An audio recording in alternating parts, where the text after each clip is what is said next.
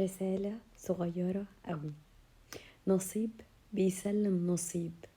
لو نصيبك في الحاجة دي هتاخدها رغم استحالة الأسباب، ولو نصيبك مش فيها مش هتاخدها حتى لو هي ملكك ومعاك دلوقتي. اللي كنت فاكره نصيبك وكتب لك إن هو يخلص هنا بيسلمك للنصيب التاني اللي هو هيكمل معاك الطريق.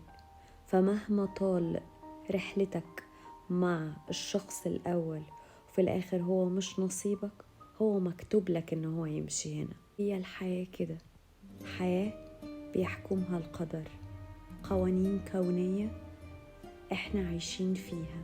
السهل ممكن يتحول صعب في ثانية، والمستحيل ممكن يكون ممكن في ثواني.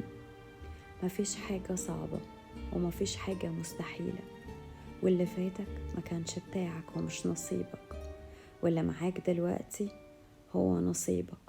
ممكن يكمل الرحلة معاك للآخر وممكن يسلمك للنصيب التاني. فما تنهكش وما تجريش، لأن مفيش حاجة بتفوتك، كله بمعاده وكله في مراحل من وعيك، واللي انت عايزه دلوقتي ومستعد ان انت تاخده دلوقتي. فسلم أمرك لله، وكل شيء جاي في الطريق في الميعاد اللي انت تكون جاهز لاستقباله.